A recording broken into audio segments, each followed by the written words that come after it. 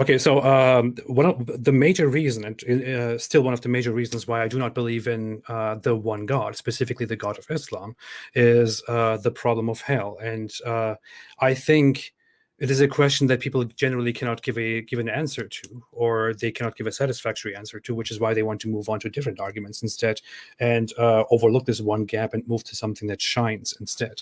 I simply think that the idea of hell, the idea of creation, free will, afterlife, and hell is completely incoherent and inconsistent with our understanding of morality, and even with Islam's own understanding of morality, for example, or with God's understanding of morality, if you want to have it so. So the idea is that that there was one God at the very beginning before he created anything. Then he did create a world, a universe, and beings within this universe. Then he did give certain beings or certain creatures within this universe free will, and he gave them the choice to believe in him or to disbelieve in him after he communicated his message to them. And depending on whether they believe or do not believe, they will go to heaven or hell. Yet Allah, or God, at the very beginning is almighty, all-knowing, and he's the greatest good. And yet at the very beginning, knowing exactly what we will do with our free will, knowing exactly how we will be, knowing exactly where we will end after he creates us, he still created millions, billions of humans that are bound to go to hell. The whole implication, the whole idea that free will exists, that he creates free beings, that he judges them and sends some to hell, necessarily concludes that numerous humans will necessarily go to hell. It is inevitable. It is part of the whole plan. And this, I think, is incoherent. It insults the intelligence of this specific God that we are supposed to believe in. It insults his morals. It is inconsistent with our universal understanding of different morals. It is inconsistent with Islamic morality. I think that this makes the belief in God for me and for many other people impossible, especially in the Islamic God. But so coming to the problem of hell, right? So this is a question to do with morality. Now, I want to know what argument you're making, just to be clear on it. Are you saying that God punishes people in hell, therefore a good God does not exist? It's a logical argument. Or are you saying I don't like it, so I don't want to believe in this God? There are three factors that define our beliefs and actions. Firstly, our natural predetermination, our DNA. People are born with specific character traits, emotional qualities, and intellectual qualities. Secondly, is the environment, our social state, indoctrination, wealth, psychology related to traumas from experience, education, etc. All the factors related to interactions with the world that define our actions and beliefs. And third is free will. The only question mark is in number 3. We are not sure if we have free will. For the other two, we are absolutely certain. The first two factors definitely apply and definitely define our beliefs and actions, even if free will exists. In other words, at best, we have partial free will. And yet, the first two factors, God defines. Now, the question becomes, how can God judge for something he is responsible for? Okay, there is no way you can go around this argument. It's straight cut, like we say, 1 + 1 = 2. That argument is like the wet dream of arguments like the contingency. Okay, it's so straightforward. Yet, you accept the contingency argument and you won't accept this straightforward argument. Also, with you guys specifically, you are Muslims. You fundamentally believe in the hell question. To me, this problem is not a problem that consists of, or that is a problem to me because I think, oh, God will punish people, he will burn people, boo-hoo. No, that's not the point. The point is that the idea itself is incoherent and inconsistent with the morals that this God himself preaches. It doesn't make sense. It implies that numerous billions of people will senselessly burn in hell for eternity simply because they were created and simply because they did not believe. Yeah, This so is what this question implies. you're saying that's bad, that's evil, right? No, I'm saying it's inconsistent and incoherent. I do definitely also say that it is inhuman to maybe all of us, but yeah, it is. I think it is vastly incoherent. So you mean there's an internal incoherence within Islam because, or whatever theistic position you're addressing, because the God preaches something and then contradicts it? Very much, yeah. So can you lay that out for me? What Sure, is it like? Premise, conclusion. God says this, and then he says that. Therefore, there's a contradiction. It's not true, or however you want to put it. Sure, So the arguments are two. Given the fact that the environment and our physiology definitely advise our actions and beliefs, even if we assume free will, how can God judge for something he is responsible for? And secondly, hell being eternal damnation and very severe torture makes Allah unjust and evil. And then there is a third argument. The level of claim Allah makes and the level of conviction Allah demands are not met by the evidence for his existence he provides, yet alone justify burning people for disbelief. Abdul, no matter how strong you think is the contingency argument, you are still doing apologetics. You try to present your belief in Islam reasonable, despite the apparent barbarity, tribalism, primitive, clownish, fairy tale type of scriptures, scientific mockery, contradictions, barbarity. I said that, I don't remember. Okay. You cannot possibly claim that the evidence for Allah is so strong that justify damnation for disbelief. Really.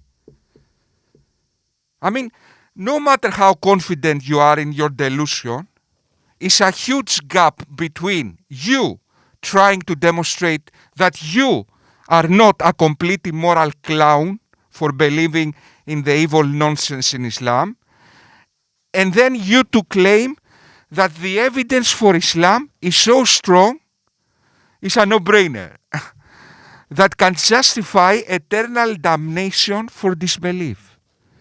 Not even in your wildest dreams that happens.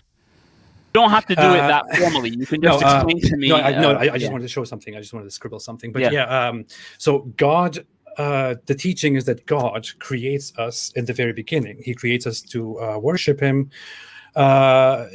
He is almighty, all-knowing, and he is good. He's the most forgiving. For example, he has these qualities, the greatest, the most forgiving, and all that. He creates flawed human beings like us in masses of numbers. And he creates us knowing that we will have free will. And he creates many of us, including me, for example. Let me give an example of myself. I would like to sacrifice myself for this. He creates me knowing that in life, I will use my free will in such a way that I will end up not believing in him, that I will end up believing that he does not exist and that his religion is false. And that I will, therefore, because of my free will, because of this decision that I made, because of my ignorance and stupidity, maybe, I will end up going to hell and burning there forever, especially also with all the other people that I led astray. But despite that, knowing from the very beginning that I will, if he gives me free will, that I will misuse my free will, that I will end up in ignorance and stupidity and rebellion, and that I will go to hell eternally. He created me nevertheless. He created me as this flawed being who is incapable to grasp this truth. And he punishes me for what he himself created while calling himself the most forgiving and the most good. And he contradicts with himself on so many levels. I mean, I don't agree with everything you said there, if that's your representation of Islam. But that aside, I just want to know, Ridvan, where is the contradiction? The contradiction is Allah is not the most forgiving. I am more forgiving than Allah in this case. Why? Because I would. Okay, let's see that. Allah burns people for eternity for non-crimes, like disbelief. In real morality relating to suffering and well-being, disbelief in something with insufficient evidence is not a crime. In fact, the evidence Allah gives is negative, and the morality Allah preaches is deficient. And the character of Allah, as portrayed in Islamic scriptures, is immoral. So it's not just not a crime to disbelieve in Allah, let alone worship Him. It's a moral obligation of every moral person to resist Allah. But instead of Allah giving the Nobel Peace Prize to people that reject Him, He burns them for eternity. Adding to that the fact that He is responsible for their beliefs in the first place. That is the definition of not merciful. Is the wet dream of not being merciful. Is Hitler times eternity not merciful? Abdul. Because I would forgive people for much bigger faults, for much bigger crimes, for much bigger ignorances, for worse things that they do. So his forgiveness is not unconditional. He says that God does not forgive for people to associate partners with Him, right? So there's a condition there, right? It's not unconditional. Abdul, if you see the religion distribution maps of this world, they prove without a shadow of a doubt people associate partners with Allah because of geography, okay, social indoctrination, conquest. The environment makes people associate partners with Allah. So Allah is unforgiving and burns people for eternity for something He is responsible for. Abdul, you cannot go around this. You cannot go around this. Because we have the evidence in front of our eyes, my friend. Let's see how many associate partners with Allah in Greece. 98%. You like us to believe that 98% of Greeks have poo-poo in their hearts and because of free will associate partners with Allah. That is what you like us to believe. It's not indoctrination. Now let's see the people who don't have poo-poo in their hearts. In Afghanistan, 99% are Muslims. So in Afghanistan, they, with their free will, they all accepted the oneness of Allah because the free will, Free will, Is that what's going on, Abdul? Mm-hmm. Aside from that, anything else He can forgive. So even if you want to say you're more forgiving, whether or not that's true, I just don't see. If you're trying to make a logical argument and say there is a contradiction, I don't see a contradiction. Abdul, I'm really touched how you venture to thought adventures when it is to prove Allah in the most difficult philosophical arguments. Epistemology, bent the limits of our understanding. Okay, this guy is very intelligent. He bends the limits of philosophy. But when it comes to be against your God, you cannot connect two dots. How burning people for eternity for non-crimes when in fact He is responsible for is not absolutely merciful? How? Really? Really? So you don't want to connect two dots. Your head blocks. Okay.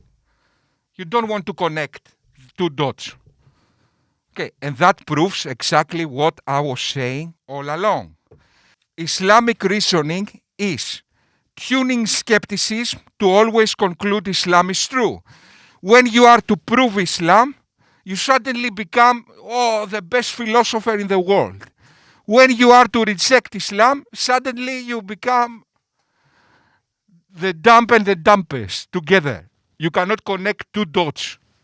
Okay, that is tuning skepticism to always conclude Islam is true. That is fallacious, because that's like me saying, hey, I'm not a thief, but sometimes I like to steal food when I'm hungry, but I'm still not a thief. No, it's not the same. It's not the same. It's saying God saying He is the most forgiving is contextualized within Islam, right? So forgiveness comes at certain conditions, right? And within that context, God is the most forgiving, because forgiving isn't all He is. He is also the most just. First of all, that is a contradiction, Abdul. He cannot be the most forgiving and the most just at the same time. He can only be one of the two. For a philosopher that bends the limits of ontology when it comes to prove the contingency argument, suddenly you cannot detect a simple contradiction. Okay. Now, let's investigate if Allah is actually the most just. Hell is for eternity. Let's say He is the fair punishment for Psi. Eternity is by definition eternal times more than He, simply because of the mathematical qualities of eternity. That means that if Allah sends a single person to hell for whatever crime, He is eternally unjust with mathematical certainty.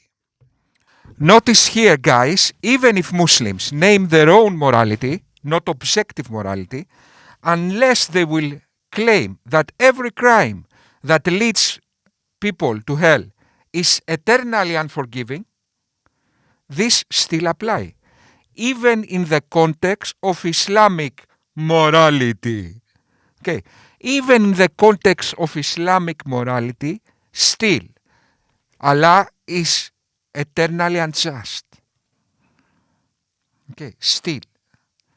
Abdul, what do you think? You can go around this argument? So there's justice. So in order for you, I just want you to lay out, to show me where is a direct contradiction. I'm not telling you, so you can think it's evil. That's up to you. It's your prerogative. But then I'm telling you, in order for you to say there's an inconsistency, because I was trying to get you to be clear on what argument you're making.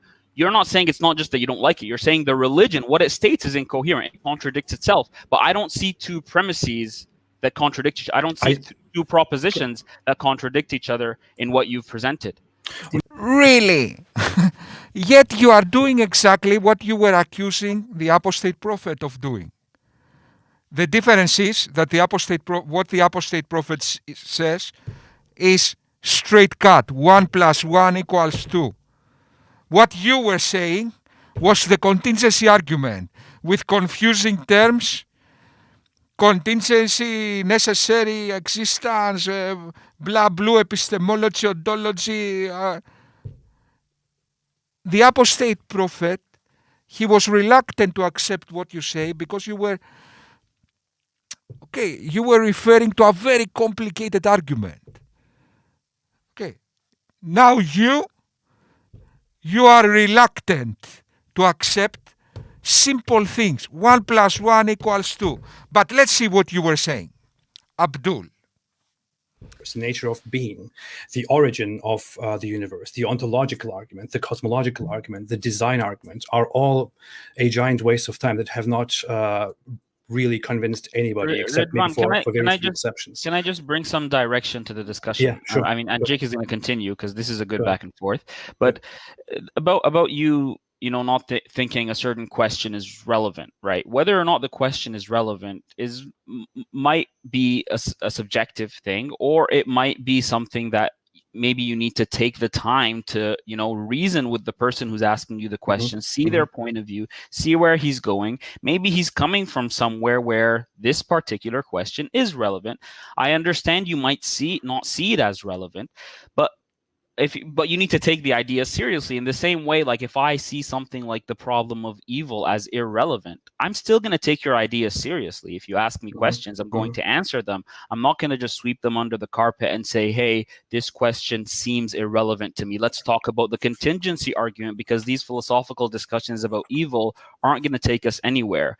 I might think that, but in order to be a serious interlocutor, I must take your idea seriously. So Jake is taking you down a train of thought here. I would just urge you to take his questions seriously. The way Muslim apologists approach the hell issue is switching off completely their cognitive faculties. Philosophers become mental health patients in a couple of seconds. This enormous gap in the skepticism of Abdul Rahman when it comes to the contingency argument, contrast when it comes to the logical inconsistencies of hell, proves my hypothesis. Even the most apparent skeptic, philosophically adequate Muslim apologists are blind cultists, simply because they tune their skepticism to always conclude Islam is true. What is tuning skepticism? Overstating reason and evidence when it fits my argument, understating reason and evidence when it doesn't fit my argument, or destroy completely the foundations of reason and evidence when my argument is hopeless.